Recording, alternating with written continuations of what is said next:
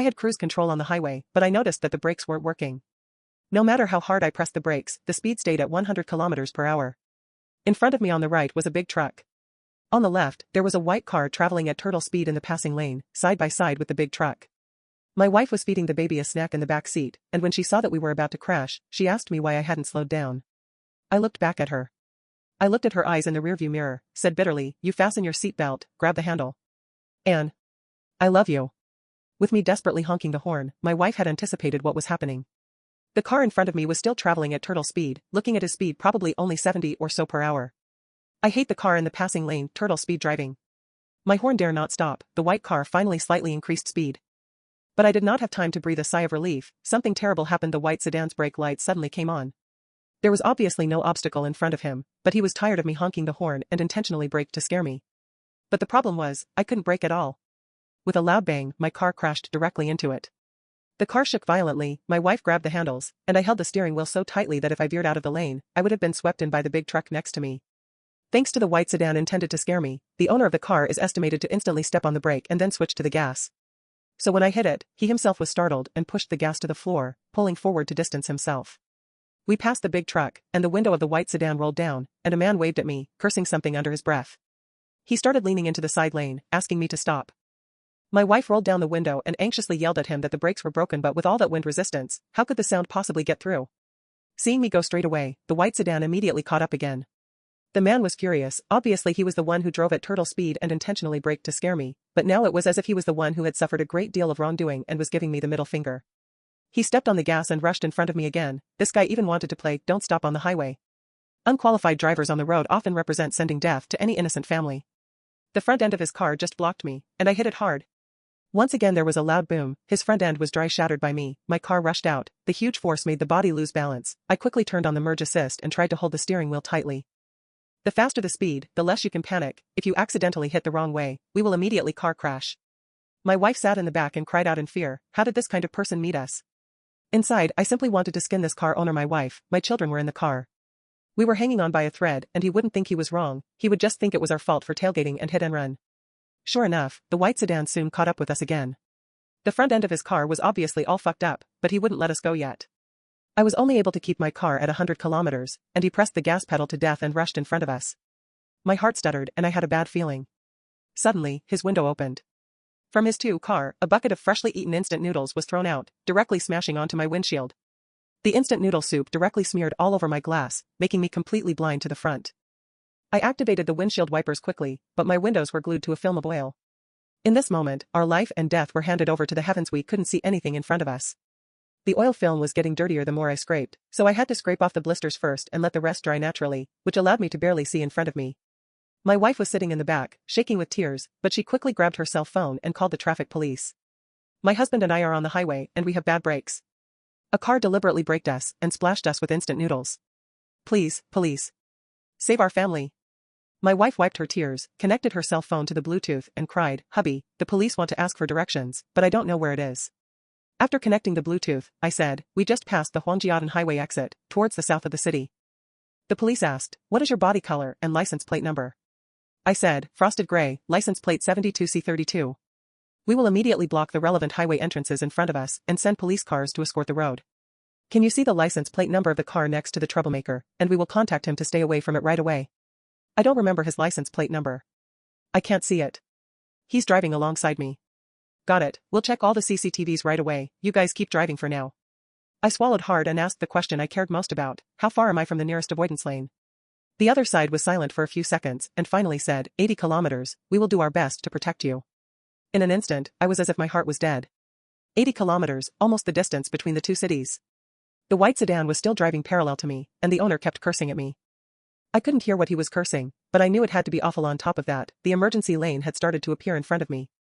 At this point, if I could change lanes to go to the emergency lane, it would greatly increase our family's chances of staying alive. The problem was this white car. He was blocking the right side at the same mph, making it impossible for me to change lanes to the emergency lane. My wife was sitting in the back. She wiped away her tears, suddenly unbuckled her seatbelt and said, "Honey, did you turn on the merge assist?" "Yes." "Get out and I'll switch places with you." I raised my head and looked dead at my wife's face through the rearview mirror. She cried, "It's easier to survive in the back, just let me drive." I didn't say anything, just gripped the steering wheel tightly. She was still pleading with me to switch seats. If you leave, what will I do with my daughter? I don't make much money to support my daughter, and it's better that you survive than me. I looked back at my daughter. She was still babbling and had no idea she was going through a crisis. She was holding a small cookie and shaking her little hand happily. I squeezed out a smile and told my daughter, honey, call daddy. She had never called her daddy before. If I'm going to die here today, at least I want to hear her call out for daddy. My daughter giggled at me, shaking her little cookie and screaming a poo. Seeing that I still won't change my position, my wife rushes to tug on my shirt. My nose was sore, whispered, do not make excuses with the baby, you listen well. I wiped away my tears and spoke with a little whimper. I have never believed in ghosts in my life, but if I can still meet you, I hope there is an afterlife. My wife looked at me dumbfounded. But immediately after, my heart tightened because the white sedan, once again, overtook from the right lane. I didn't know what he wanted to do, but any move he made me nervous. I knew what kind of a person I was messing with. Drivers who dared to drive at turtle speeds in the passing lane were either stupid or had no respect for life. Judging by this man's demeanor, he didn't have an ounce of reverence for life.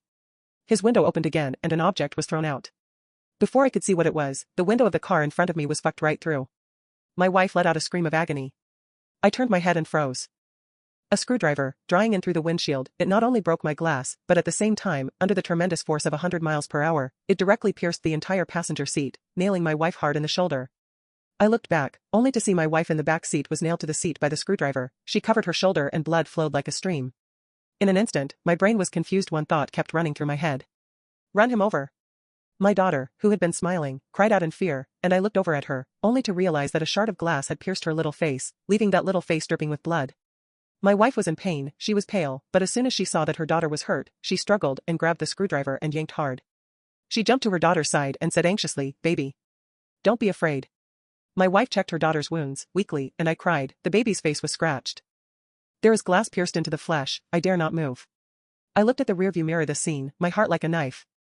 Just a moment ago, my wife peeled grapes for me in the back seat, and my daughters were holding little cookies, happily a-poo. But now, one of them was shot through the shoulder and the other one was covered in blood. I told myself that if I survived, I was going to kill that white car driver. The windshield on the right had been dry shattered, and as I drove, bits of glass were blown in every now and then. I drove on, filled with fear and loathing. I had read on the news that some bear kids had thrown rocks at the freeway and the rocks had not only dry shattered the windshield, they had blown the head right off of the person in the car and killed them instantly. Just today, my family came so close to that same horrible death. A little more crooked and that screwdriver would have gone into my wife's head, or heart. If I had been the only one in the car, I would have run him over, but now I had to calm down. No matter how much my heart ached, I had to force it down with reason to protect the safety of my family. At this very moment, the white car in front of me suddenly raised its middle finger at me again. In a flash, I suddenly had a bold and feasible method. The white sedan always likes to run in front of me and throw things, so could I just follow his car and let him do the driving for me? If there was an obstacle in front of me, he would definitely avoid it for me first. If he's going to hit the brakes, then the big deal is to hit the ass of his car and use his brakes and the weight of his car to force me to stop.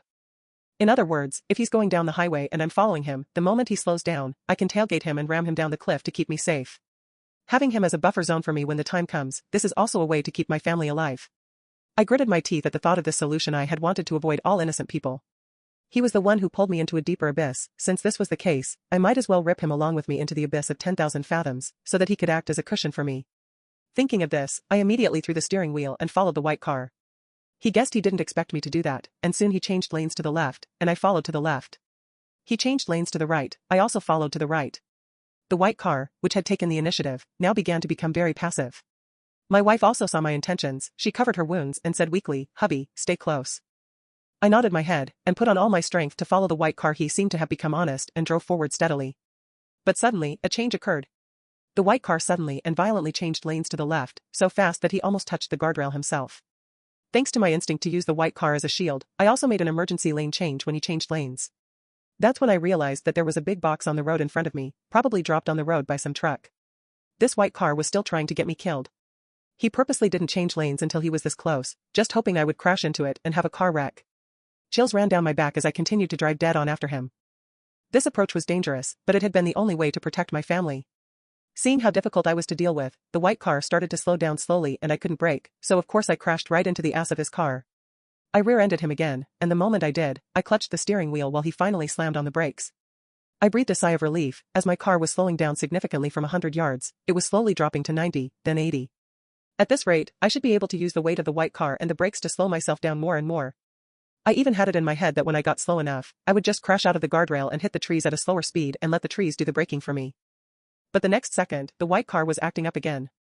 As I steered toward the guardrail, the white car suddenly accelerated and changed lanes, and my speed immediately picked up. I yelled, "Hold on." The car hit the guardrail hard. An experienced driver would have let the unoccupied co-pilot take the impact, but I couldn't move. My family members were in the car. I had to carry it with my own body. The hood of the car was dry, flying off the guardrail, and I was hitting the steering wheel hard to the left to keep the body against the guardrail and to achieve a deceleration. But even so, when we hit the trees, that car speed was nearly 50 kilometers. With a loud boom, I tried to press my body backward, but I still couldn't restrain my body from lurching forward under the huge inertia of the crash. The airbag popped and hit me hard in the chest, causing me to black out and almost gasp for air. I tried to gasp for air, but it was as if something inside my chest was blocking it, causing my heart to palpitate, making me dizzy, and blacking out my eyes. With great difficulty I turned back to see how my wife and children were doing. My wife had fallen into a coma, while my daughter was still lying in the seat, her whole little face covered in blood, wailing at me. I had never seen such a heartbreaking scene. I tried with difficulty to unbuckle my seatbelt, but the car I had just hit was going too fast, my car was badly damaged, and my legs were stuck in a death grip. To top it all off, the white car had also stopped in front of me. The driver of the white car got out and he went over the railing and towards us. Instead of coming to the rescue first, he first took out his cell phone and shot at us. He came to the window of the car and pointed the camera at me and said, "Look, just this stupid bastard, driving recklessly on the highway, tailgating me and still trying to run, and now he's been fucked over by me." Sure enough. In his eyes, he thought I was the evil one. I rolled the window down, but before I could say anything, he grabbed my hair and slapped me hard on the face. "You continue to be wild. Don't you like to honk your horn? Don't you like hit and runs? If you run into me today, I'll tell you what, I'm never going to let you trash get away with it." I couldn't speak at all. Because he took his cell phone and smashed it into my mouth again and again. As he did so, he cursed angrily, "I'll let you tailgate. I told you to run. I'll let you honk your horn and rush people." I spit out a large mouthful of blood, and only then did he notice that my wife and child were behind him. He said in a cold voice, "So the whole family is here? When you were driving recklessly, did your family advise you not to get killed? Now the family is whole." He stretched his back and still had no intention of saving us, but walked to a nearby rock and sat down, saying faintly, "All right, you wait to pay for it." I yucked another mouthful of blood to the side and said weakly, "My brakes have long been broken. I honked the horn not to rush you. I was afraid of hitting you, but you didn't avoid it, and you slammed on the brakes to scare me." "All right, right," he said carelessly, "your brakes are not bad early, not bad late, just when tailgating me bad." I knew that nothing I could say would help. He would just think I was lying and that I was cheating on him. When someone is determined to find fault, any legitimate reason becomes an excuse.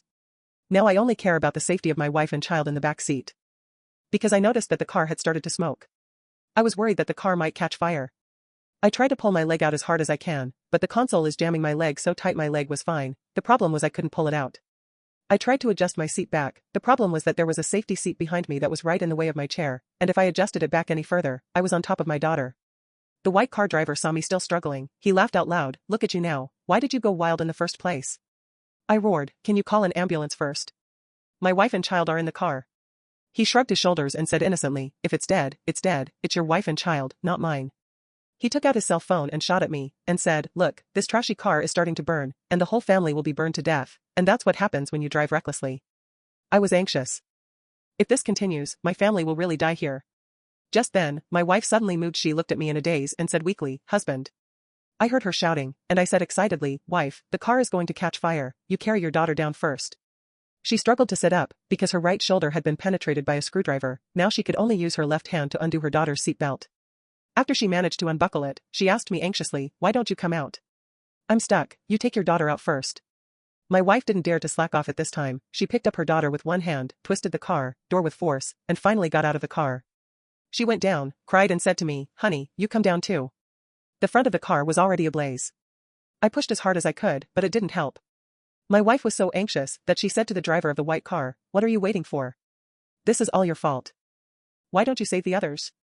The white car driver glanced at my wife, and then walked slowly to my car. He suddenly pulled out his cigarette and bit it in his mouth.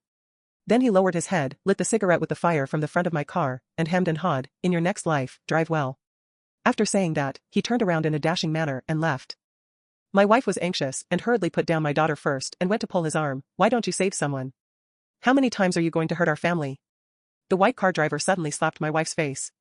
My wife fell to the ground from the blow, while the white car driver pointed at her nose and cursed, "Because your whole family is trash. Your family is the scum of the road, the scum of the earth. I saved him today, and I don't know how many innocent families will be killed by him in the future." The wife covered her face and cried, "We had bad brakes. And you deliberately slammed on the brakes in front of us." The driver of the white car said impatiently, "You are not the brakes that are broken, you are the conscience of a human being that is broken." I watched my wife being beaten, and the hatred in my heart went to the extreme. At this time, my wife had to run to my rescue, and I said anxiously, "Don't worry about me, you take care of your daughter." Now that my daughter was no longer in the car, I didn't have to worry about crushing her, and I insisted on pressing the seat back, the safety seat and the driver's seat crushing and breaking each other, gradually leaving room for my legs. The driver of the white car did not feel relieved. He suddenly raised his leg and kicked my wife in the face, roaring, "If you didn't honk your horns to death in the beginning, there wouldn't be so much trouble. I'm sick of people honking their horns all the time." At this moment, my legs could finally move.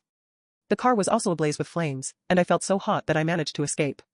The driver of the white car saw me in such a sorry state. He laughed out loud. "I'm so happy, beastly thing, will you dare to drive recklessly from now on?"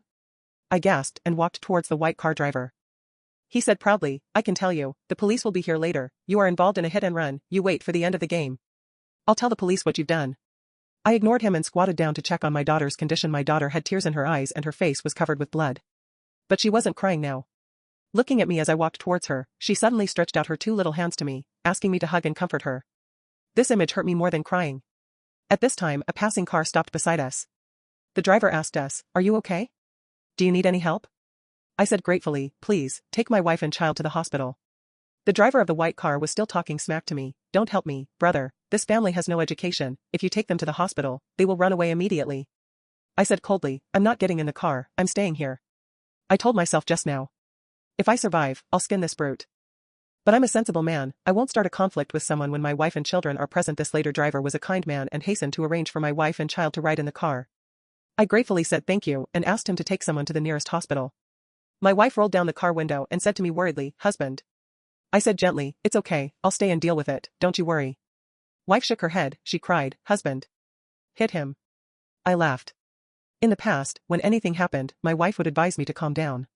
Today she issued a command she had never given before. I stroked her head and whispered, "Good." They departed. I watched the car drive away and turned my head to look at the white car driver. He was still holding his cell phone and recording the screen to me. "Hear that? This couple even said they were going to beat me up, and to this day they don't know they're wrong and are trying to intimidate me with violence. I don't understand this era. Why do you have to hold your cell phone on people to take pictures when something happens? Do you think whoever holds the cell phone is justified?" I walked towards the driver of the white car. He sneered and said to me, "Try moving me. I tell you, if you dare to move me, I will just lie down on the ground." I asked, "Why are you driving over 70 miles per hour in the passing lane of the freeway?" He said impatiently, "What do you care? You rear-ended me and fled, I'm in the right. You can beat me up, you don't have the right to beat me up. I want to change my Mercedes-Benz, do it now, don't bullshit." I threw my cell phone at the driver. He asked, "What are you doing? You want to hit me with your cell phone?" I said, "There's a record of my call with the police on it. Just when we were tailgating, I had bad brakes and called for help from the police." He looked at the cell phone screen and his face turned hard. I said, "I didn't have a hit and run, instead you've been racing me down the road, braking on purpose, and throwing things at my car, and you're suspected of dangerous driving and intentional injury when you knew it would cause serious consequences. You know what? You're going to jail." He manipulated my cell phone incredulously and said dumbfounded, This. I walked up to him and looked him straight in the eye. The white car driver swallowed and said, "Wait a minute, brother, there seems to be a misunderstanding, I was braking a little wrong." I shook my head and said, "You didn't know you were wrong, you just knew you were going to die." In an instant, his face changed dramatically and he dropped his cigarette in shock. He hurriedly scrambled backwards. But this was a green belt and a protective fence, how could he run fast? He stumbled and almost fell, and I had already caught up with him and grabbed him by the hair. I said coldly, "Took your driver's license, didn't you? What does a long honk mean, besides being rude?" He said, "Mention early warning." I roared, "If you don't like to listen to the horn with these ears, then simply don't want them either." I held his head down, he frantically resisted, while I had already picked up a burning cigarette and disliked it hard into his ear canal. Under the burning of the cigarette, he let out a hysterical scream and his body kept struggling and twisting, while I grabbed the cigarette and twisted it hard in his ear, yelling angrily, "Since you know that it's meant to be an early warning, what are you pretending here?" He cried, "Let go of me. Let go now." How could I possibly let go? The driver of the white car made an effort to push me away, but I had already pressed my whole body on his head and ruthlessly remedied his ears. He screamed in agony, and I sneered, "You don't like to hear the horn, do you? I'll let you hear it enough." I dragged him to the white sedan, then opened the door and said coldly, "Have you gone deaf in your left ear? I don't want the other ear either." I grabbed his hair and slammed it hard on the steering wheel. The white sedan's horn went off, his head was pushed up by me, and the strong honking made him scream in distress. He started to raise his foot and kick me in the chest, trying to dislodge me. I was in pain, but I didn't back down. I let him kick me in the chest 1 foot at a time. This palpitation is far less than the fear that was brought to my family on the freeway just now. Since he wanted to kick, he kicked enough. I also raised my foot and kicked him in the head again and again. How he kicked my wife in the head just now I'll give it back to him 10-fold, 100-fold, 1,000-fold. He was cowering on the steering wheel, screaming, I was wrong. I was really wrong. I didn't care at all about his pleas for mercy because just moments ago, he nearly killed my entire family. My cherished family members nearly lost their lives at the hands of this beast. I would not be a bit soft-hearted, I would not be a bit merciful. In my mind, there was only the image of my wife in tears, and my daughter, her face covered in blood, reaching out to me for a hug. You threw a screwdriver and instant noodles, didn't you? Here, do you have any more of your stuff? I rummaged through his car and really found the instant noodles and wrench in the passenger drawer. The screwdriver had long since been thrown out. He yelled anxiously, don't do it. You'll kill someone. I asked, when you were throwing things at me on the highway, did you ever think someone would get killed? I picked up the wrench and remembered that my wife had a screwdriver through his shoulder, and I slammed it into his shoulder. I heard the sound of bones breaking. Even though he was screaming like a pig, I heard that sound. His whole body was writhing like a maggot, and that was the only way he could struggle at the moment. Unperturbed, I slammed into his other shoulder again. Both shoulders were broken and he passed out from the pain. I didn't say a word, I just unwrapped the packet of instant noodles and said coldly, you like instant noodles a lot, don't you? Here, I'll feed you. The driver of the white car fainted and lay on the ground while I picked up half a bottle of mineral water from the car and poured hot oil and chili powder into the bottle, shaking it vigorously to even it out. Then I held his face down and poured the chili water into his nose. Originally fainted over the white car driver, in this violent stimulation, suddenly woke up again, painful coughing hard, want to cough out the spicy oil in the lungs. I roared, who told you to cough? Just as he had just slapped me in the mouth with I ruthlessly smashed the wrench on his mouth. His teeth were instantly broken several times by me. He fell to the ground, twitching and coughing up more than just hot oil, but also blood. I stepped on his head and said seriously, there's one thing I have to return to you, the thing I'm most displeased with is scum. You were on the highway, driving at turtle speed to occupy the overtaking lane, and you deliberately braked the vehicle behind you and threw things out. If I let you off so easily today, then you don't know how many innocents you're going to kill. He tried to get up with difficulty, but he was now without any strength at all. I'm going to settle every single score, back. There's still one more score left to settle, and that's my daughter's little face. I grabbed his hair and ripped him up. He gasped in pain and said, don't hit. Any more. I will be killed. I whispered, it's you who will die, not me.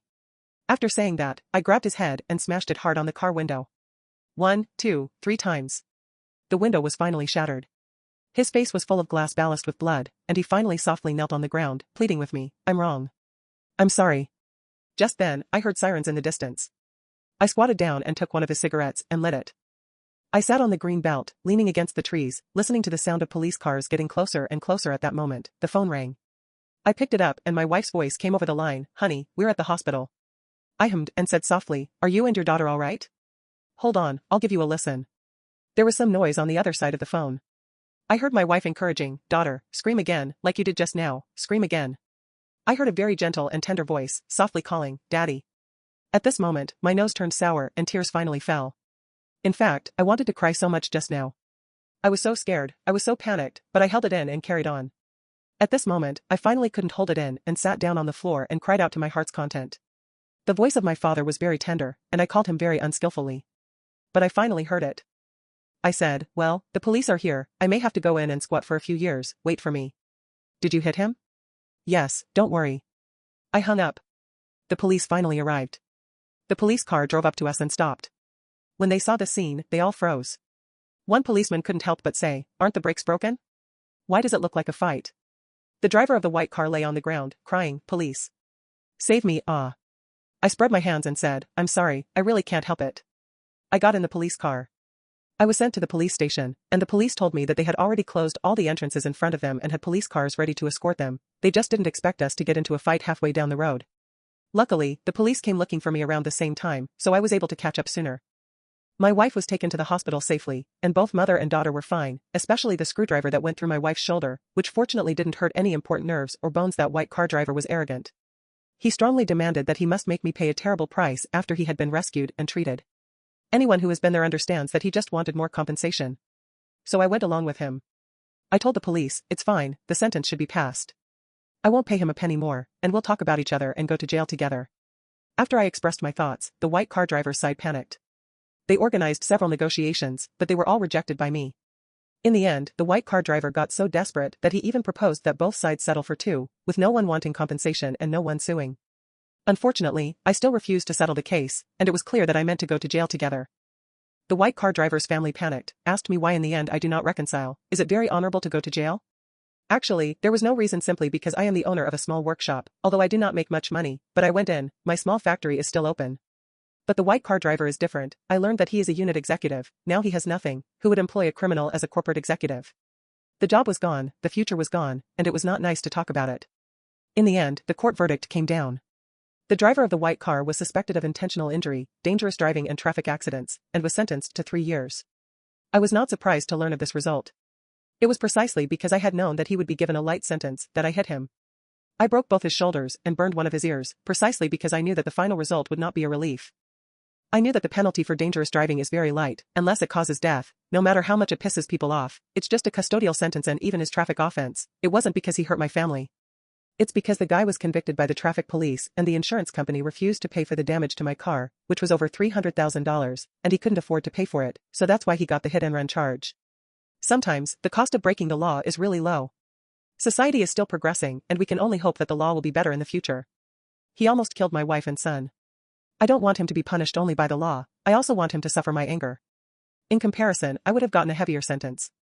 But the court took into account the threat to my wife and daughter's lives, and gave me 3 years. I'm okay. I can write letters from prison. My wife would bring my daughter to visit me, and she would write to me to ask me what I should do about the factory, and I told her everything. When my business partners heard about what happened to me, they all asked their wives to tell me not to worry and to take good care of my family's orders. Although I was imprisoned, my family's financial life was not affected, I just miss my wife and children. When my wife came to visit me, she said that the white car driver's side was miserable. His company fired him, of course, with no compensation. The family house was sold because they couldn't pay the mortgage, so it was back to square one. Because he was found to be solely responsible, his family is now very poor. After all, the amount of compensation for the railings and so on is not a small amount of money. It is said that now his wife and children have run away, really reduced to a widow, nothing, but also owes a butt of debt. I just smiled and told my wife to wait for me to remodel. She said softly that she would wait for me. Did well in prison, and after 2 years and 10 months, I was released. On the day of my release, my wife and daughter came to pick me up. Over the past 2 years, my wife had been showing my daughter pictures of me and teaching her about her father. So my daughter wasn't afraid to be a stranger, and as soon as she saw me, she ran toward me and stretched out her arms to call me daddy. I picked her up, gave her a big kiss on the cheek, and said gently, "Well, daddy's back." I turned to my wife and asked her, "Have you been bullied during my absence?" She said, "You're so brave, who would dare to bully us?" By the way, the white car driver was released. And then he killed himself. He lost everything. He couldn't live. What a joke. Yeah, it's funny. I carried my daughter to the car, stroked her head, and said softly, "Scream again." She called out sweetly in my arms, "Daddy." Yes, you're a good boy.